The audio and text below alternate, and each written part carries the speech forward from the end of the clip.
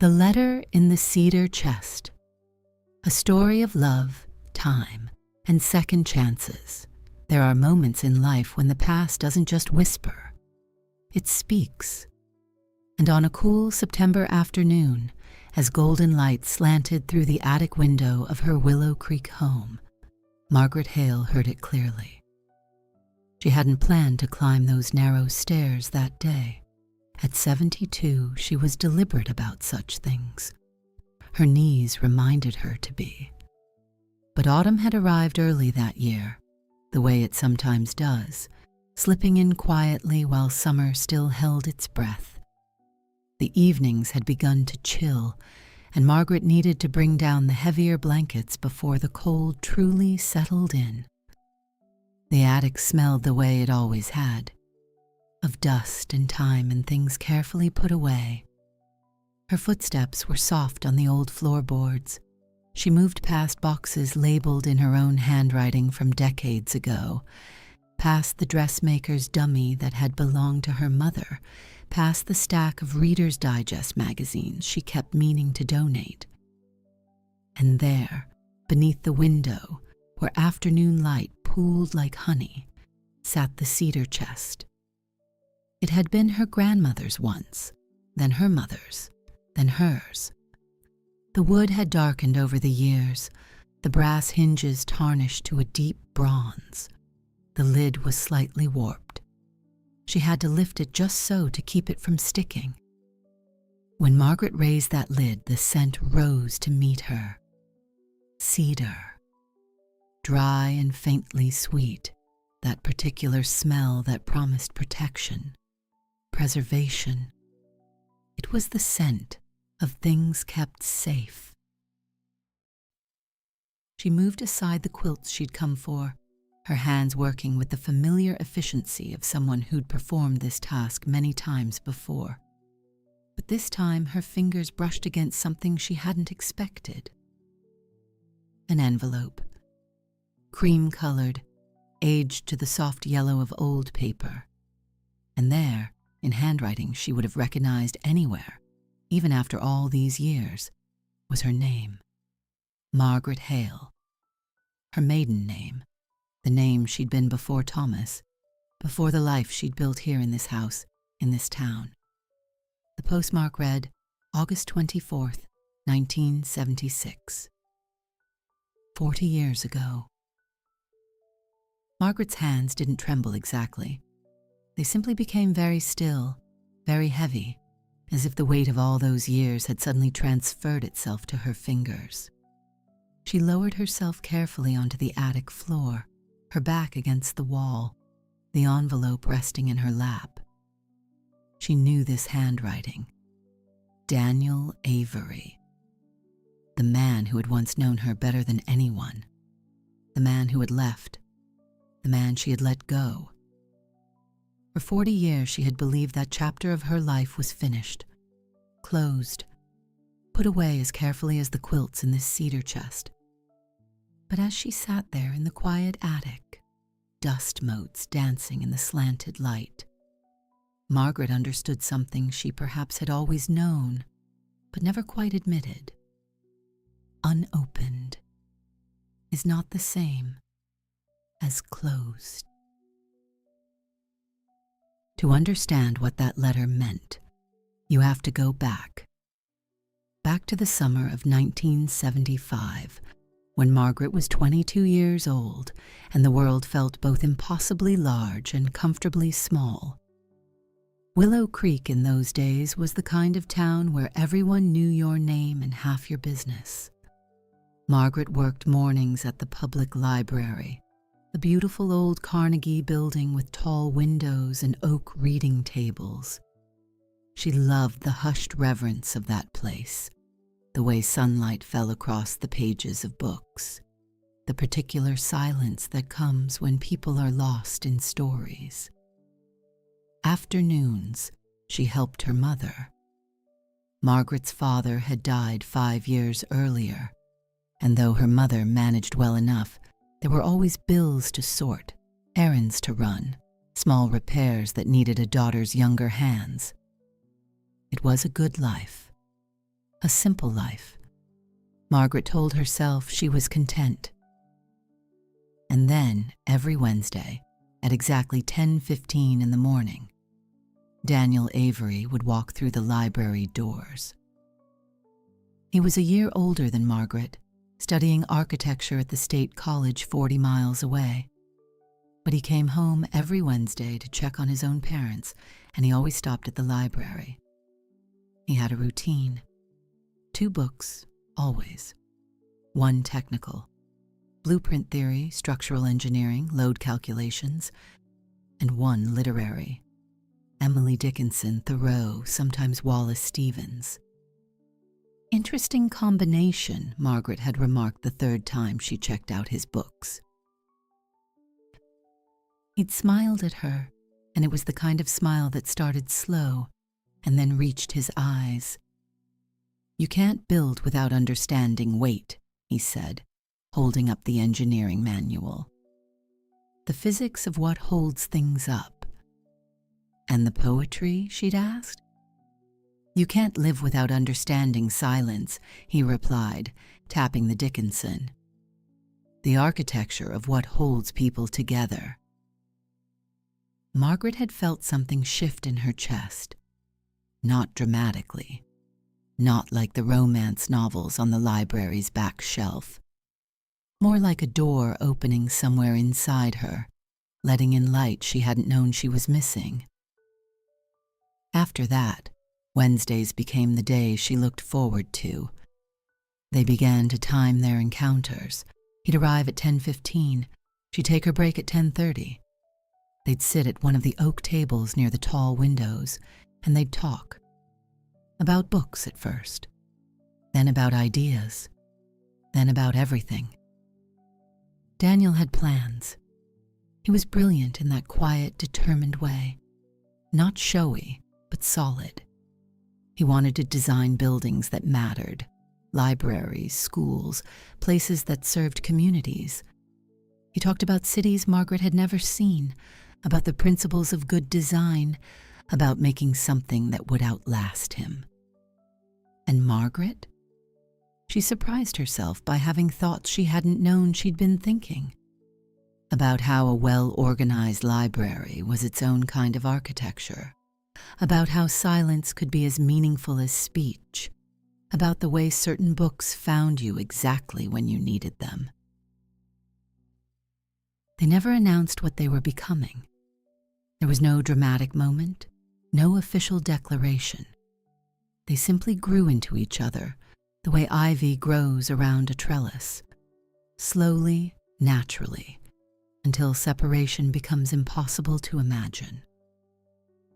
By late August, they were spending nearly every evening together. There was one night in particular that Margaret would remember for the rest of her life. It was late August, and the air carried that peculiar quality of summer's end. Still warm, but with an undertone of change. The light lasted longer than it should have, golden and thick. Everything felt suspended, waiting. They sat on the porch of Margaret's mother's house, the old wooden board still holding the day's heat beneath them. Margaret was barefoot, her cotton skirt brushing Daniel's knee when she shifted. A small transistor radio sat between them, crackling softly with the evening broadcast. Fleetwood Mac drifted through the static. Landslide, that song about time and choices and the fear of changing. Daniel was quiet for a long time. Margaret had learned his silences by then. She could read them the way she read the spines of books. This one was weighted, careful. Finally, without looking at her, he spoke. "I've been accepted." Margaret's heart didn't stop, but it seemed to pause, just for a moment. "Chicago?" she asked, though she already knew. "Yes, full scholarship for the master's program.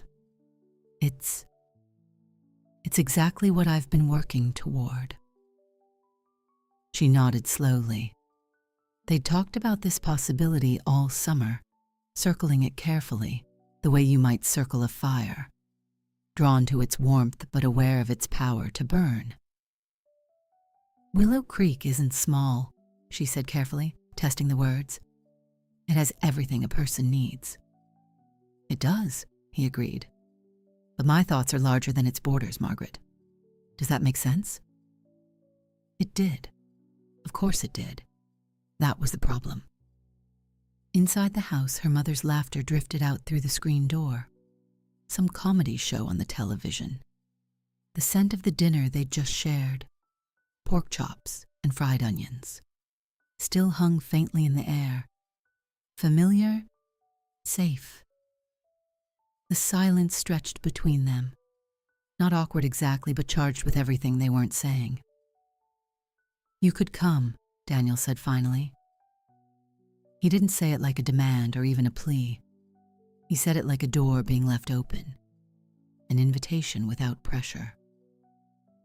Margaret felt her chest tighten. She loved him. She knew that with a certainty that surprised her.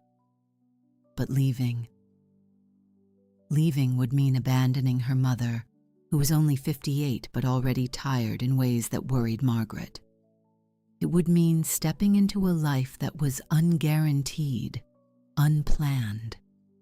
It would mean becoming someone she couldn't quite picture yet. "I don't know who I'd be there," she admitted quietly. "You'd be you," Daniel said, and there was such simple faith in his voice that it almost broke her heart. "Just more of you, with more room to become whoever you're meant to be." But Margaret wasn't sure that was how it worked. She wasn't sure you could pack up yourself like a suitcase and expect to arrive intact somewhere else. "I need to think," she said. "I know," he replied, and he took her hand, his thumb tracing slow circles on her palm. "I'm not leaving until mid-September. We have time." But time, as Margaret would learn, is not always the gift we think it is. Now, 40 years later, sitting on the attic floor with that unopened envelope in her lap, Margaret finally allowed herself to open it. The paper crackled slightly, fragile with age. Daniel's handwriting was as careful and clear as she remembered. He'd always written like an architect, precise, intentional, nothing wasted.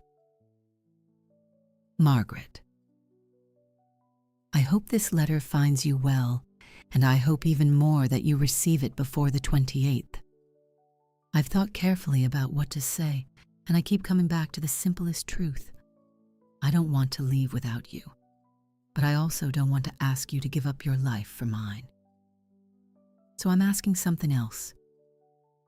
Meet me, August 28th, noon, Platform 3 at Willow Creek Station. If you come, we'll go to Chicago together and build something neither of us could build alone. If you don't come, I'll understand. I'll know you chose what was right for you, and I'll respect that choice with everything in me. But Margaret, please don't choose out of fear. Don't choose because it's easier or safer or expected. Choose because it's what your truest self wants. I will wait as long as it takes. Whatever happens, please know this. Loving you has made me better. You've taught me that good architecture isn't just about buildings. It's about creating space for people to become who they're meant to be. I hope I've done that for you too. Yours, Daniel. Margaret closed her eyes. The letter trembled slightly in her hands. She had meant to go. God, she had meant to go. August 28th, 1976, had started like any other day. Margaret woke early, her suitcase already packed and hidden in her closet.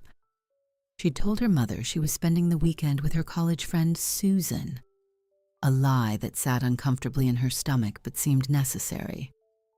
She wasn't ready to explain, not yet. Maybe after she arrived in Chicago, after she and Daniel had figured things out, then she'd find the words. She'd had it all planned. She'd take the 10 a.m. bus to the station, arrive with plenty of time, and at noon she'd step onto that platform where Daniel would be waiting. Her heart had been racing all morning with a mix of terror and exhilaration. But at 9:15 she'd heard the crash from the kitchen. Her mother had collapsed. Not dramatically. There was no cry for help, no warning, just the sound of her body hitting the linoleum floor, and then terrible, awful silence. Margaret had run. She'd found her mother conscious but disoriented, her skin clammy and pale. She'd called Dr. Morrison, who arrived within 20 minutes, because that's how things worked in Willow Creek. Doctors still made house calls. Low blood pressure, he'd said. Exhaustion. Nothing immediately life-threatening, but she needed to rest, to be monitored. Stay with her today, Dr. Morrison had advised. These episodes can sometimes be warnings of something more serious. Margaret had stayed. She'd held her mother's hand. She'd made weak tea and brought it in the good china cup. She'd straightened the bed sheets and opened the window just enough to let in fresh air, but not a draft. And she'd watched the clock. 10 o'clock came and went. 11点整. 11点30分. At 11:45, her mother finally fell into a peaceful sleep, her breathing steady and calm. Margaret had run then, still in her house dress, no luggage, barely grabbing her purse. She'd run the 6 blocks to Maple Street, her heart hammering, her breath ragged. The station platform was empty. 12:17 p.m. The Chicago train had departed at 12:05. Margaret had stood there for a long time, her chest heaving, sweat cooling on her skin.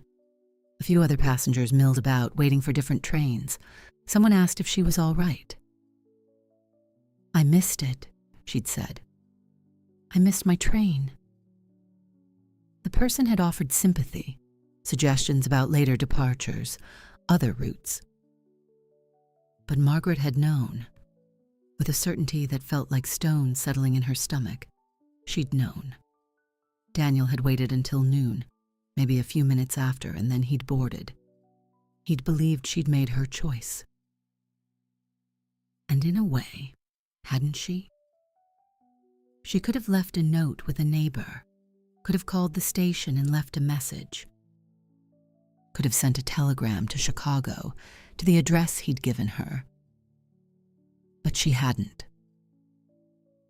Part of her, a part she was ashamed of even now, had felt almost relieved. Her mother had needed her. She'd had a reason to stay that wasn't about fear or doubt or inadequacy. She'd had a legitimate, honorable reason. She'd told herself it was fate, the universe showing her where she belonged. But fate, Margaret would later understand, is often just miscommunication, wearing a grand name. 2 years later, Thomas Whitmore had entered her life with a toolbox under one arm and a gentle smile. He'd come to repair a broken hinge at the library. The door to the rare books room had been sticking for weeks. Margaret had been the one to show him the problem, and he'd fixed it with quiet competence, his hands sure and steady. "There you go," he'd said when he was finished. "Good as new. Better, actually. I reinforced the frame a bit so it won't happen again." "Thank you," Margaret had said. And then, because there was something in his calm presence that invited honesty, she'd added, "It's nice when things can be fixed." He'd looked at her then, really looked at her, and something in his eyes suggested he understood she wasn't just talking about hinges. Thomas was a carpenter, a craftsman. He built furniture, repaired homes, worked with his hands in a way that was both practical and quietly artful. Where Daniel had talked about theoretical architecture, Thomas simply built. He didn't speak of grand plans or distant cities. He spoke of staying, of doing good work right here, of the satisfaction of making something solid that would last. And Margaret, still bruised from the sharp edge of leaving and being left, found comfort in that. Their courtship unfolded slowly, naturally. Sunday breakfasts at the diner on Main Street, long walks around Willow Creek Park, shared silences that felt companionable rather than loaded. When Margaret's mother passed away 3 years later, peacefully, in her sleep, Thomas had been the one who held Margaret through her grief. He'd helped her sort through her mother's things, had built shelves for the books Margaret couldn't bear to give away, had simply been present in all the small, necessary ways. He'd proposed on a Tuesday evening, sitting on that same porch where Margaret had once sat with Daniel.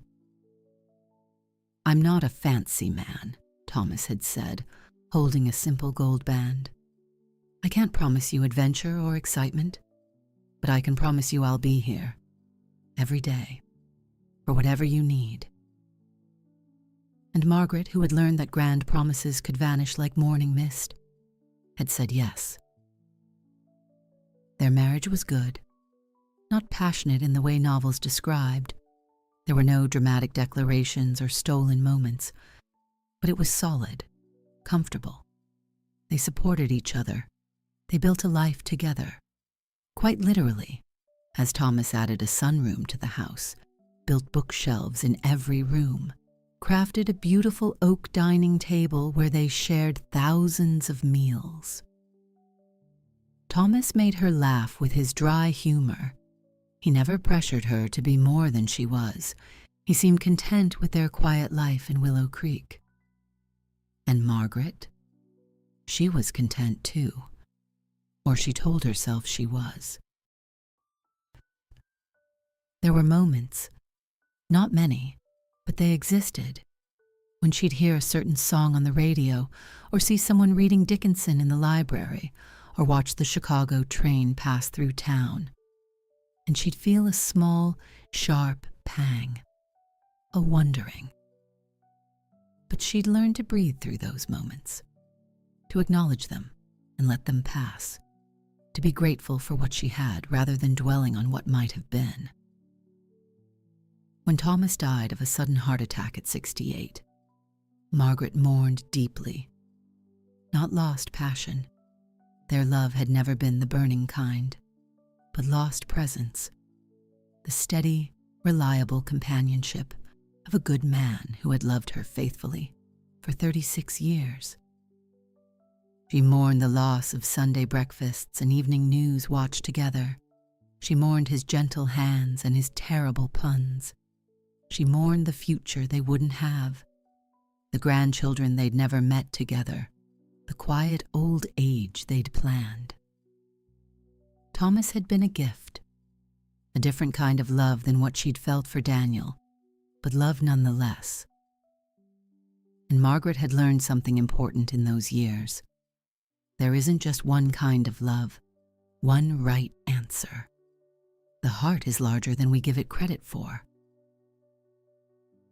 Which brought her back to the attic, to the letter, to the question of why she'd never opened it. Margaret sat with that question for a long time. The afternoon light had shifted, grown longer and more golden. Somewhere outside, a neighbor was mowing their lawn. The smell of fresh-cut grass drifted through the window. Why hadn't she opened it? The honest answer was painful, because she'd been afraid. Afraid it would say he'd waited and she'd failed him. Afraid it would say he hadn't waited and she'd meant less than she'd hoped. afraid it would reopen a wound she'd worked so hard to let heal. So she'd put it away, tucked it under the quilts in the cedar chest, out of sight. And over the years, she'd almost convinced herself she'd forgotten about it. Almost. The sound of footsteps on the attic stairs pulled Margaret from her thoughts. "Grandma, you up here?" Emily, her granddaughter, Thomas's daughter, Claire's girl, 22 years old and full of that particular kind of energy that came from believing the world was still waiting to be conquered. "I'm here," Margaret called softly. Emily's head appeared at the top of the stairs, her dark hair pulled back in a ponytail. She was wearing jeans and a college sweatshirt. She was studying journalism in Boston, home for a long weekend.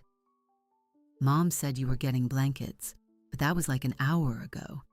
She was starting to worry you'd—" "Oh." Emily's eyes landed on the letter in Margaret's hands. "What's that?" Margaret hesitated. Then slowly she held it out. Emily read it carefully, her expression shifting from curiosity to wonder to something like awe. "Grandma," she breathed, This is a movie waiting to happen. Did you go? Did you meet him?" "No," Margaret said quietly. "My mother was ill that day. By the time I got to the station, the train was gone." "Did you ever reach out to him? Call him? Write back?" Margaret shook her head. "Why not?" It was a fair question, a young person's question.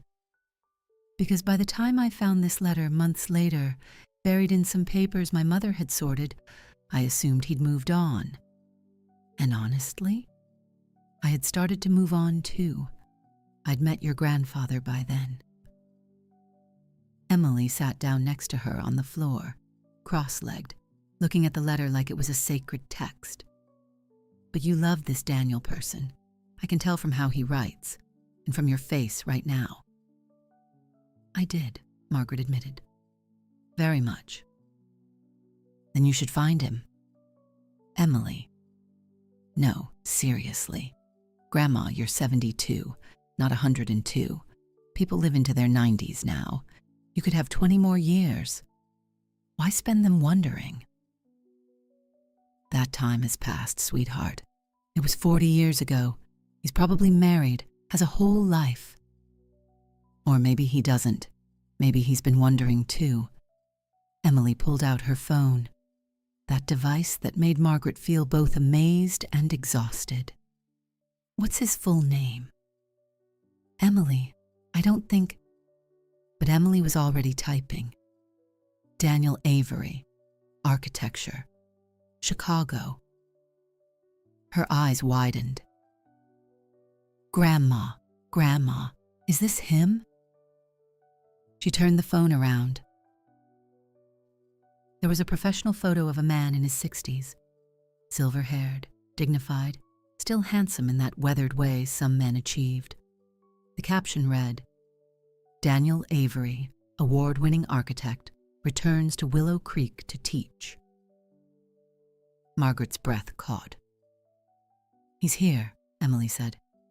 "He moved back 3 months ago. He's teaching architectural history at the high school." The world seemed to tilt slightly. "He came back," Margaret whispered.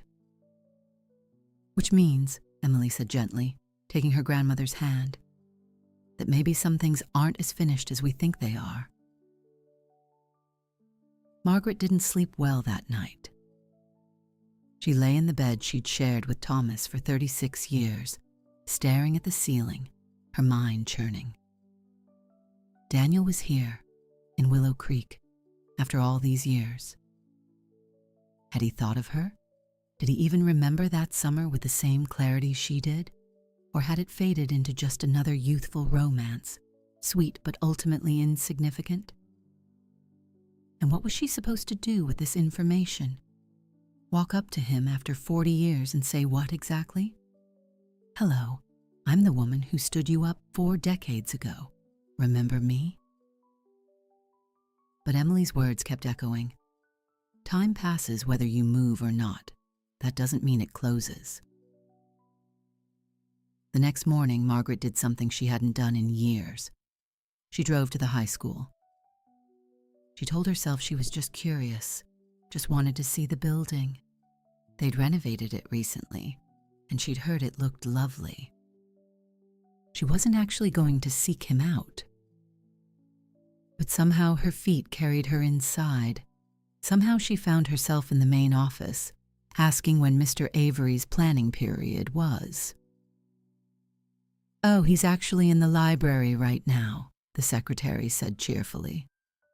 "He practically lives there during his free periods. Some things never change, right?" Margaret's heart was hammering as she walked down the familiar hallway. She'd walked these halls herself once, a lifetime ago. The library was quiet, just a few students studying at tables. And there, in the back corner near the history section, sat Daniel Avery. He was reading, his head bent over a book. Silver-haired now, yes, but still with that same quality of focused attention she remembered. He'd aged well. There were lines around his eyes, a certain gravitas that came with years, but something essential remained unchanged. Margaret stood there for a long moment, suddenly feeling foolish. What was she doing? She should leave. This was ridiculous. But then he looked up. Their eyes met. And the 40 years between them didn't disappear. That would be dishonest, and time doesn't work that way. But they did shift. They became something other than a wall, more like a bridge. Daniel stood slowly, his expression moving through surprise to recognition, to something Margaret couldn't quite name. "Margaret?" His voice was deeper than she remembered, roughened slightly by age, but it was unmistakably his. "Oh, hello, Daniel." They stood there, a library table between them, the silence stretching but not uncomfortable. More like both of them were searching for the right words and finding the task more difficult than expected. "You look well," he said finally. "I've been well," she replied. Then, because honesty felt important, "I heard you came back to Willow Creek 3 months ago." He paused. "I heard about Thomas. I'm sorry. He was a good man." "He was, thank you." Another pause. A student walked past, oblivious to the weight of the moment. Would you like to take a walk?" Daniel asked. "If you have time." Margaret nodded. They left the library together, two people in their 70s, and somehow found themselves on the same path they'd walked 40 years ago, down Maple Street toward the park. For a while, they walked in silence. Not the heavy silence of strangers, but the tentative silence of people who once knew each other deeply and are trying to find the thread again. "I got your letter," Margaret said finally. "The one you sent before the train." Daniel stopped walking. "You did?" "I found it. Yesterday, actually. In my mother's things. She must have, I don't know, set it aside, meaning to give it to me, and then forgot, maybe. She was starting to get forgetful even then." "After 40 years, Daniel said softly. "You just found it?" "Yes." "And did you?" He seemed to be choosing his words carefully. "Did you come to the station that day?" "I did. But my mother collapsed that morning. By the time the doctor came and I was sure she was all right. It was past noon. I ran to the station, but you were gone." Daniel was very still. "I waited," he said quietly, "until 12:15. I kept thinking, just 5 more minutes, just 5 more. But the conductor said they had to leave." "I know. I'm sorry." "Don't be." He started walking again slowly. "We were young. Life was complicated. These things happen. But they change everything, Margaret said. Yes, he agreed. They do. They reached the park and sat on a bench overlooking the pond. The same pond where ducks had always gathered, where children still threw bread despite the signs asking them not to. Did you ever marry? Margaret asked. No. He said it simply, without drama. I came close once, in my 30s, a fellow architect in Chicago. We were engaged for a year, but ultimately we wanted different things. She wanted to stay in the city. I was starting to realize I wanted to come home. Why didn't you? Come home, I mean. Daniel was quiet for a long moment. Pride, maybe.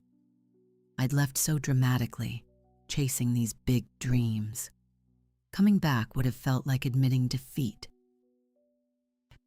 So I stayed, built my career, did good work. Designed libraries in 3 states, actually. He smiled slightly. I told myself that was my tribute to you. Margaret felt her throat tighten. But the work was never quite enough, he continued. I kept thinking there was something missing, some essential piece I couldn't quite identify. And then last year my father died, and I came back for the funeral. And I walked around this town and I realized this was it. The missing piece. Not you specifically. I mean, I'd made my peace with that, or so I thought. But this place, this community, the scale of it, the way people knew each other. I'd spent 40 years designing spaces for community, but I'd been living in isolation. So you stayed. So I stayed, bought my parents' old house, started teaching. And honestly, he turned to look at her. I've been happier these last 3 months than I've been in years. Margaret smiled. I'm glad. What about you? Were you happy? With Thomas, with your life here? It was a generous question. He could have been bitter, resentful. Instead, he sounded genuinely curious. I was, Margaret said truthfully. Not in the way I might have been with you, not to diminish what we had, but Thomas and I were different. Quieter, maybe, but real. He was steady and kind, and he loved me faithfully for 36 years. We had a good life. I'm glad, Daniel echoed. And he meant it. She could hear it in his voice. But I did wonder, Margaret admitted. Not constantly, but sometimes. What if I'd made it to that train? Who would I have become? Someone wonderful, I imagine, just like you became anyway.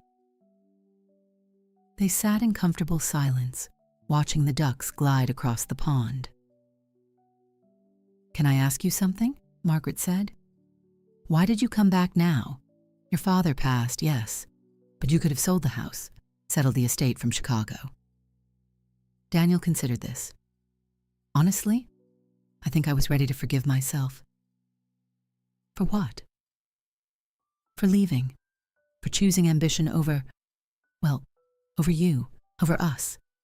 I'd carried that for a long time, Margaret. The belief that I'd made the wrong choice, that I'd sacrificed something irreplaceable for something ultimately empty. And it made me smaller somehow, more careful, less willing to risk. But you did make something beautiful, Margaret said. Those libraries you designed, those matter. They serve people. You didn't sacrifice for nothing. No, he agreed. But I also didn't have to sacrifice as much as I thought I did. I could have come back sooner, could have found a middle path. But I was young and certain, and certainty doesn't leave much room for compromise. Margaret understood. God, did she understand? I think, she said slowly, that we both did what we needed to do. Not what was right or wrong, but what we were capable of at the time. And maybe that's enough. Maybe we don't have to judge our younger selves so harshly. Spoken like a librarian, Daniel said with a slight smile, always organizing things into their proper categories. Spoken like someone who's had 40 years to think about it, Margaret corrected gently. They walked back slowly, and when they reached Margaret's gate, Daniel paused. Would it be all right if I called you sometime? Maybe we could have coffee, talk more. I'd like to hear about your life, your daughter, your granddaughter, all the years we missed. I'd like that, Margaret said, and she meant it. They began meeting for walks every Tuesday morning. At first, they talked about safe things, books they'd read, changes in the town, memories of people they'd both known who had passed on. The conversations had the gentle quality of two people rediscovering a language they'd once spoken fluently. Emily watched this developing friendship with barely contained excitement. You should invite him to dinner, she said one evening when she was visiting. Emily, we're just friends. Grandma, nobody looks at their just friend the way he looks at you. We're in our 70s, sweetheart. Romance is for young people. Emily had laughed. Tell that to the couple in my building who got married last year at 83 and 85. They hold hands in the elevator. It's adorable and also slightly annoying because it makes me feel like I'm wasting my 20s. But Emily's teasing aside, Margaret found herself genuinely enjoying Daniel's company, not in a way that erased Thomas or diminished what she'd had. She was learning you could hold multiple truths at once. She'd loved Thomas. She'd built a good life with him. And now, in this unexpected autumn of her life, she was discovering a different kind of companionship with Daniel. One informed by age and experience and the knowledge that time was precious, precisely because it was limited. One Tuesday, about 2 months after their reconnection, Daniel asked a question that had clearly been building. Do you ever regret it, not coming to Chicago? They were sitting on a bench in Riverside Park, the leaves just beginning to turn gold and amber. Margaret considered carefully. This was the question, wasn't it? The one she'd been asking herself for 40 years. I regret the timing, she said finally. I regret that we didn't have better communication, that we both made assumptions. But do I regret the life I lived? No, I can't.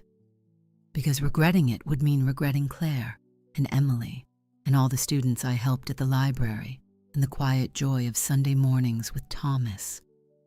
It would mean regretting becoming who I am. She turned to look at him. What about you? Do you regret leaving? I regret leaving the way I did, Daniel said. I regret the either-or of it. But I don't regret the work I did or the person it shaped me into. We were both so young, Margaret. We thought we had to choose between grand dreams and small joys.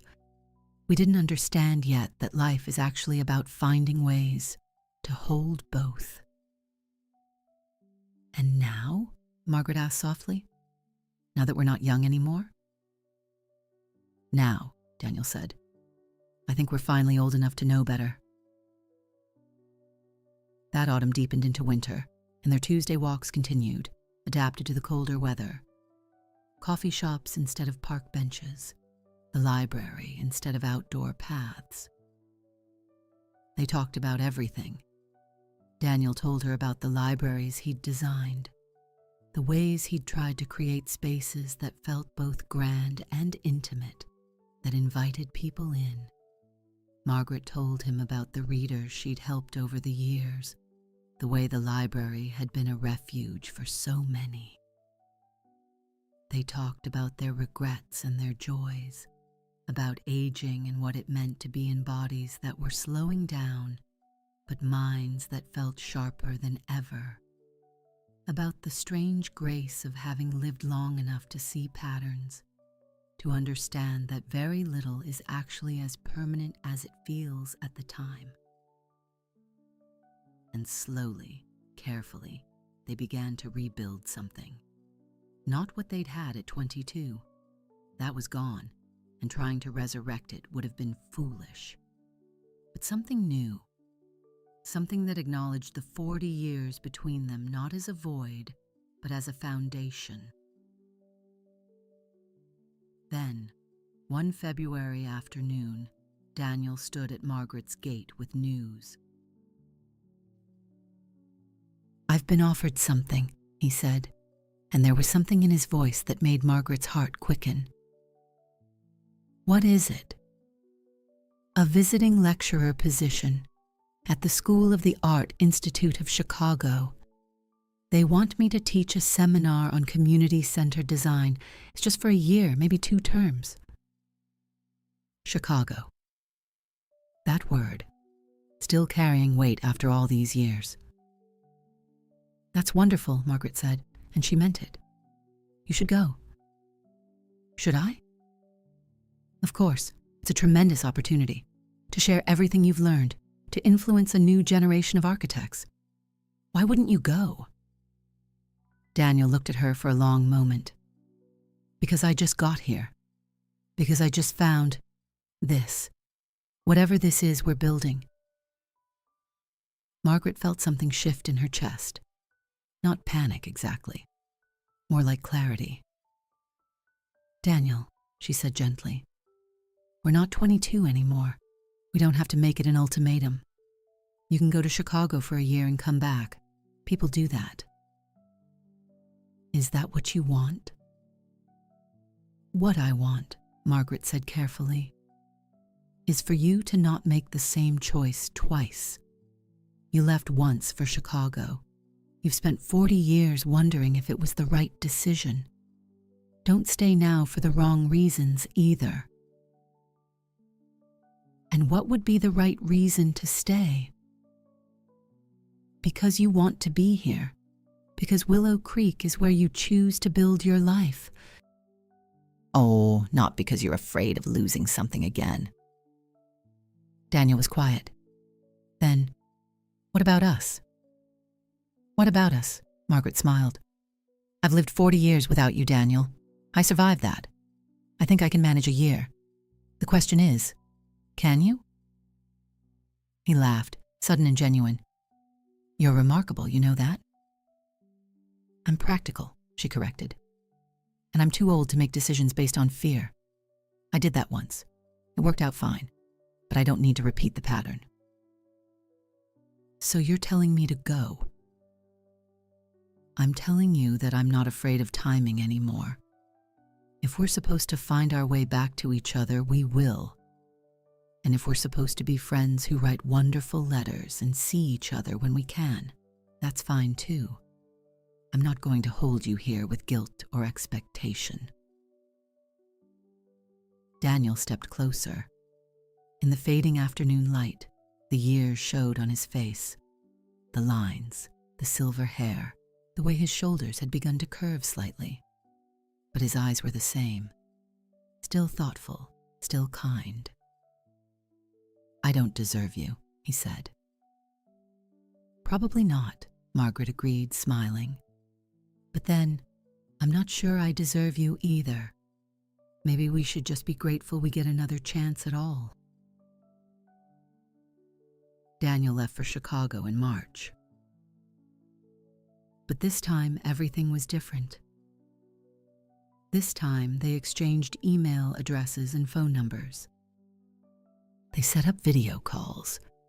Emily had to show Margaret how, laughing at her grandmother's fumbling with the technology. But Margaret learned. This time, there were no assumptions, no silences filled with misunderstanding. Daniel called every Sunday evening at 7. They talked about his classes, about the students who challenged him, about the Chicago skyline he could see from his temporary apartment.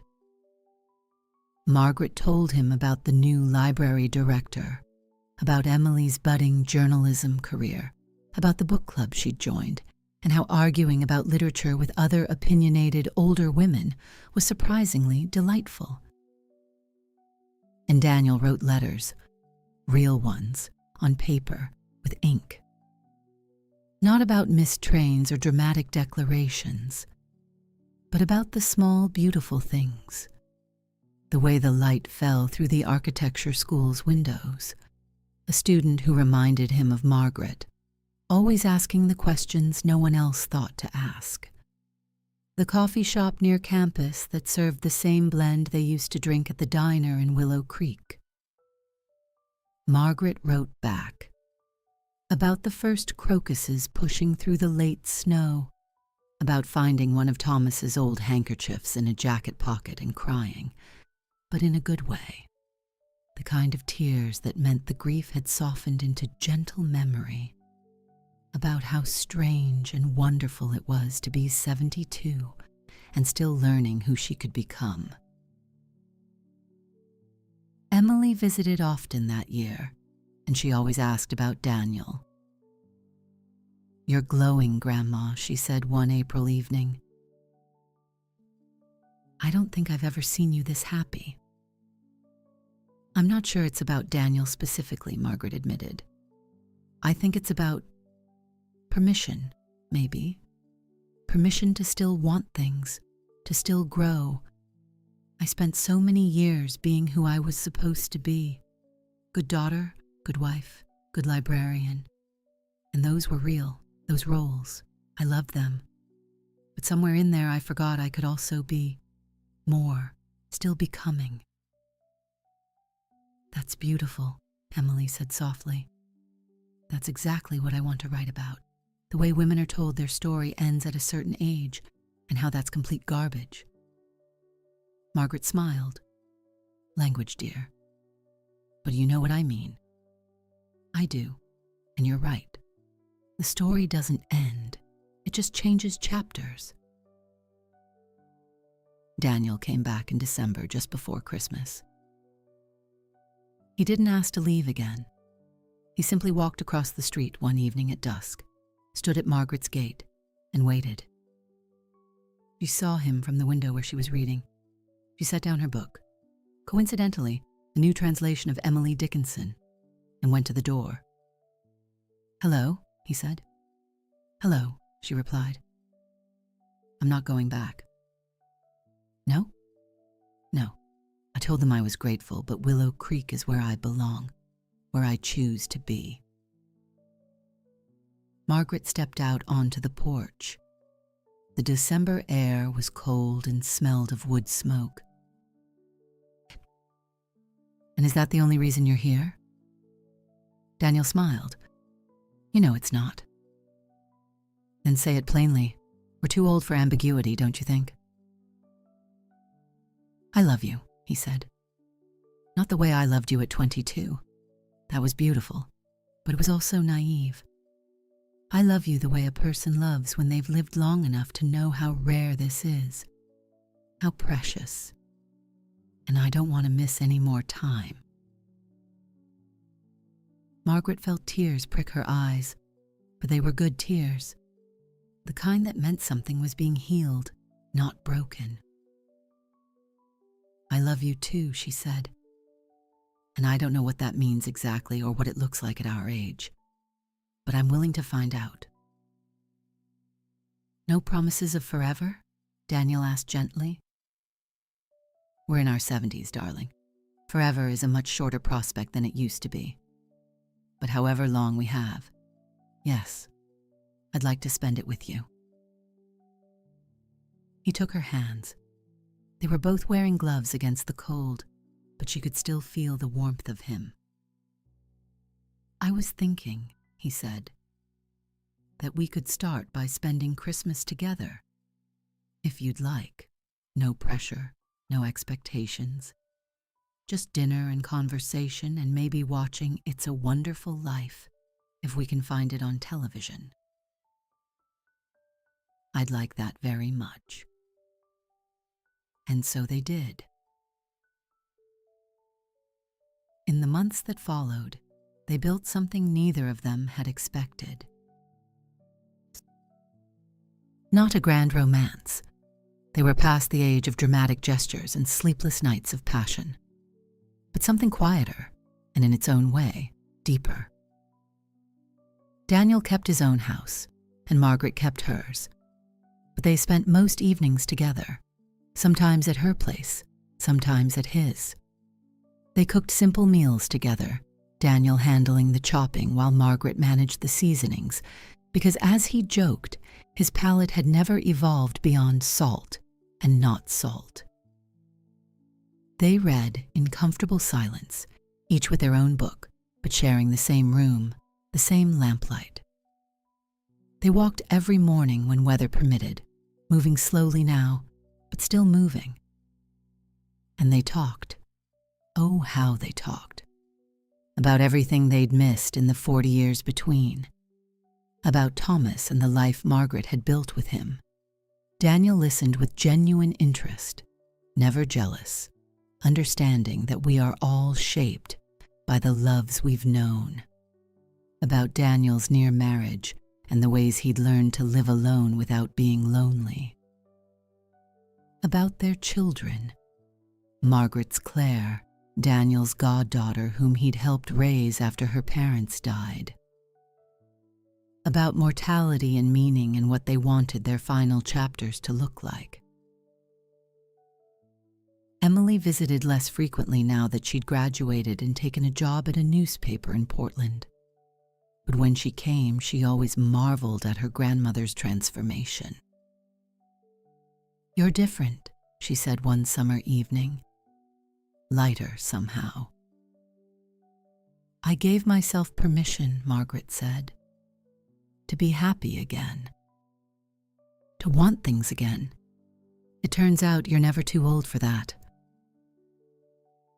One September afternoon, a year after Margaret had found the letter, she and Daniel sat in her attic. The cedar chest was still there, still open. Margaret no longer kept unopened things inside it. Instead, it held the quilts again, and on top of them, carefully placed, was Daniel's letter. "I'm going to frame this," she said, holding it gently. "Not as a regret, as a reminder." "Of what?" Daniel asked. "That timing is never perfect, that we do the best we can with what we know at the time. And that sometimes, not always, but sometimes, we get a second chance to choose differently." She looked at him, this man she'd loved at 22 and now loved again at 73, and she felt a profound sense of gratitude. Not for the path not taken, that would diminish everything she'd lived, but for the unexpected grace of finding that path again, decades later, when she was finally ready to walk it. "What are you thinking?" Daniel asked softly. "I'm thinking," Margaret said, "that I've spent a lot of years believing I missed my moment, that I'd made my choice and had to live with it. But maybe that's not how life works. Maybe we get multiple moments, multiple chances. They don't look the same. We're not the same people at 70 as we were at 20. But they're no less real. Oh, no less valuable." "And maybe," Daniel added, "the person you become in the years between makes you better able to appreciate what you find when you return to it." "Yes," Margaret said. "Exactly that." The afternoon light through the attic window had that particular quality of autumn again. Golden, slanted, rich with the promise of change. Outside, Willow Creek went about its business. Cars drove down Maple Street. The library opened its doors to afternoon readers. Children played in Riverside Park. Life continued in its small, precious, ordinary way. And in that attic, two people who had loved each other across decades sat together in comfortable silence, the letter that had waited 40 years resting between them. Not as an ending, as a beginning. "You know what I realized?" Margaret said after a while. "What's that?" "I never asked you the most important question." "Which is, were you happy in Chicago, in your work, in your life, before you came back?" Daniel considered this seriously, the way he considered all important questions. "I was satisfied," he said finally. "I did meaningful work. I had friends, a good reputation, enough money. I wasn't unhappy, but I wasn't quite happy either. I was waiting, I think, though I didn't realize that's what I was doing until I stopped. And now," he said, taking her hand, "I'm not waiting anymore. Oh, I'm here, present. And yes, Margaret, I'm happy." He smiled. "So am I." And it was true. At 73, after 40 years of wondering and accepting and building and losing and finding again, Margaret Hale was genuinely, completely happy. Not because her life had been perfect. It hadn't. Not because she'd made all the right choices. She hadn't.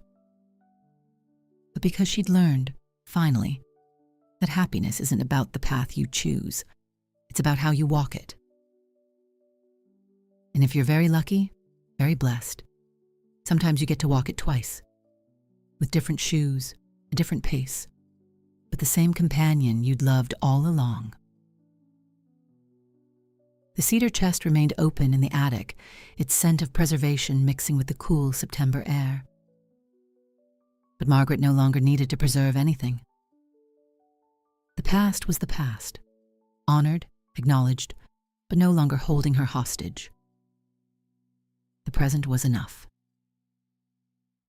And the future, however long or short, stretched before them like an open road. Not back to what was,